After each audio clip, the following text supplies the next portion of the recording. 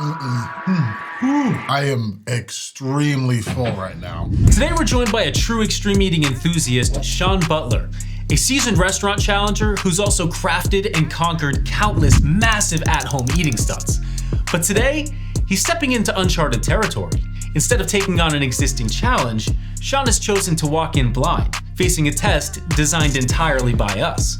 With only his reputation on the line, the pressure is on. Let's see if this unassuming powerhouse can set a record that future contenders will fear. So Shawn, you've done over 200 food challenges since starting this extreme hobby roughly 6 years ago? Yep, about 6 years. What is it about the food challenge that has kept you coming back for that long? Well, when I first started, it was all about the food, and I have a very unique skill, just like you guys, being able to eat a ton of food. But as I continued doing YouTube over the years, I got more excited about creating content and less excited about the food. I still love food, but now I love creating content. So that's what keeps me coming back to food challenges. I love it. And within that content, you've done so many restaurant challenges, but even more at-home challenges. And those are two very, very different things to film. Do you have a preference for which you like to create, or even which you find more gratifying to complete? Personally, I prefer doing restaurant challenges. It's always a little bit awkward, but that's always part of the charm and part of the fun is seeing the reaction that other people get when they see someone taking on some huge portion of food that's there. Those aren't like the most popular videos I would say on my channel, but those are like my favorite videos to film. Also, it's always, the food is generally like really delicious. And then usually you get the food free if you win. So that whole experience is just really enjoyable. And out of all of those challenges that you've done in restaurants, is there one that was particularly difficult, but you're extremely proud of having accomplished? Definitely. That would be Charlie's Burger Challenge, which is somewhere in New Hampshire. The town escapes me, but I went in expecting it was going to be a walk in the park, that it wasn't going to be difficult, well within my capacity. Got there, I ended up finding out very quickly it was more food than I was expecting, so I really had to push myself, which I did, and I was very pat myself on the back like, wow, that was really tough, but no, I was really satisfied with my performance. That's awesome. As for today's challenge, you chose to start a brand new challenge and go in completely blind, not knowing what type of food we made and not knowing how we actually designed the challenge to play out. Are you ready to find out the specifics and what you're going to be facing today? I'm ready. I'm excited. Let's do it. We've set up a bottomless meatball sub challenge, each sub identical in weight, but there's a twist. We've also set a strict 5-minute time limit for each sub. That might seem manageable at first, but the moment one is finished, the clock resets and another 5-minute countdown begins for the next. The challenge ends when you fatigue to the point where you are unable to finish that round sub within the 5-minute time limit. How does that sound to you, Shawn? That sounds like a fun twist. I've never quite had rules like that, but I'm looking forward to it. All right, Shawn, are you ready? I'm hungry. I'm ready. Then the clock starts in 3, 2, 1. Shawn says his greatest strength is his capacity, so we designed this epic meatball sub challenge to put that to the test, while also pushing him with an unforgiving, ever-resetting clock.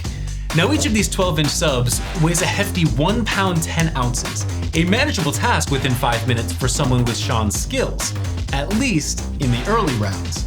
But as the challenge drags on, fatigue will set in, making that time limit a bigger and bigger battle. So let's see if Shawn can put up a number that future competitors will fear taking on. But before we revealed his challenge, I tried to get a feel for how far he might make it, asking the right questions to gauge his limits without giving anything away. Like, when does he typically start slowing down in a challenge? 10 pounds, that's when I know it'd be really difficult at that point. Well, we've got plenty on hand to push you that far if things go well for you today.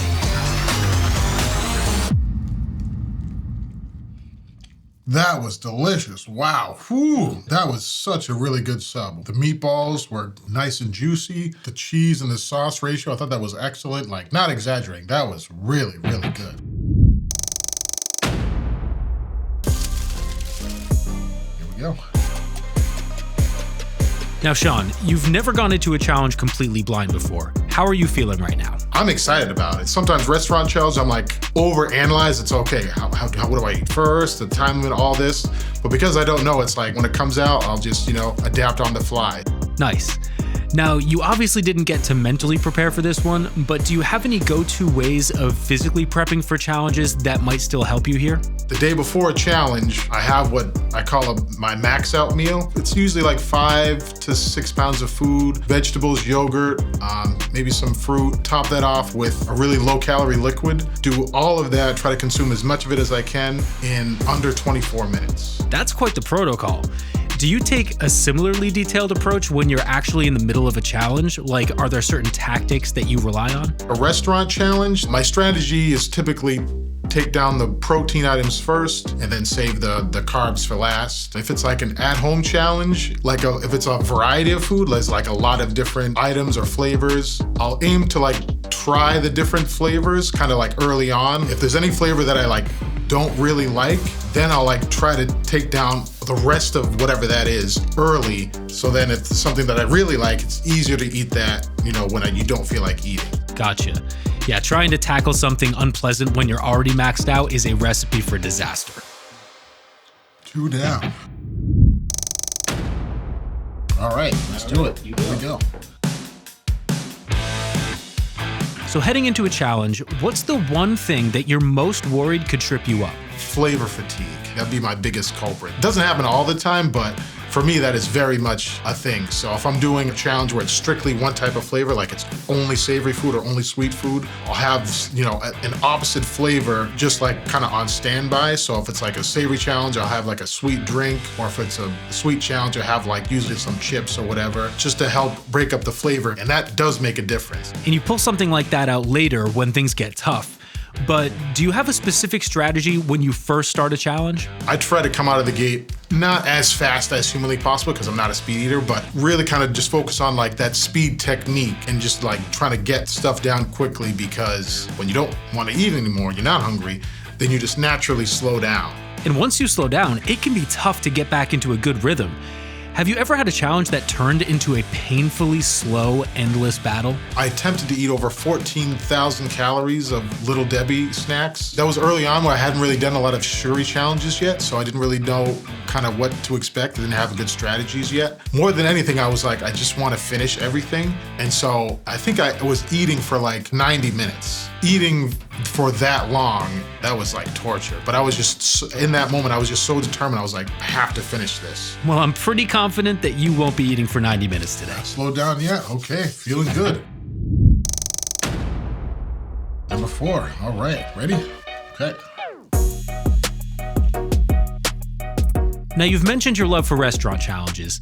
Take us back to the start of that journey. The first restaurant challenge that I ever did, which was a place called Billy's Sports Bar in Manchester, New Hampshire. It was 6 of their Billy burgers, which is a burger with provolone cheese, ham, and barbecue sauce. Delicious burgers. And then a very normal portion of fries and 5 pickle spears. I hate pickles. But yeah, I ended up completing it, got my first t-shirt. That just kind of started the love of wanting to do restaurant challenges. I would like to one day go back and do that again, just because that was before YouTube. So I'd love to go back and just kind of tell that story and then just have a video of it because of how fun it was. I'd love to see it. Now, has there ever been a type of food that a challenge completely ruined for you? I remember the first time I did a donut challenge. After that, I was don't show me donuts. I don't want to talk about donuts. Literally a year passed where I was no, it's still no donuts. And then I think maybe another 6 months where I was okay, it's not a problem anymore. Dang, a full 18-month recovery process. And since we're talking food, what's your all-time favorite thing to eat? Oh, pizza. Absolutely. No question, 100%. And to get a little bit more specific, deep dish pizza. Nothing else really comes close to me. You're speaking my language, man.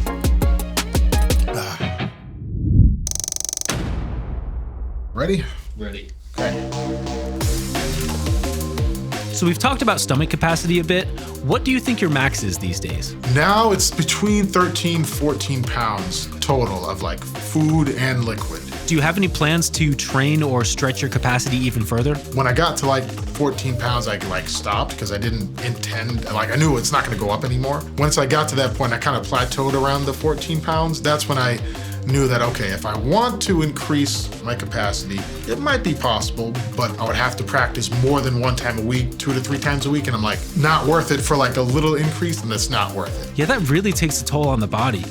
Is there a challenge that you'd never take on again because of how much it wore you down? I tried to eat 172 Ghirardelli chocolate squares. And I chose that number specifically because, according to the stats, it was slightly over 1,300 grams of sugar, which at the time, that was the most sugar I've ever attempted to eat in a challenge. And so I wanted to push myself for that reason. The day after, I felt like I had the flu / hungover. I just felt terrible all day. And I'd done sugary challenges before, they didn't hit me like that. I was like, something about the fact that it was only like chocolate really just gave me like that nauseous flu / hungover feeling.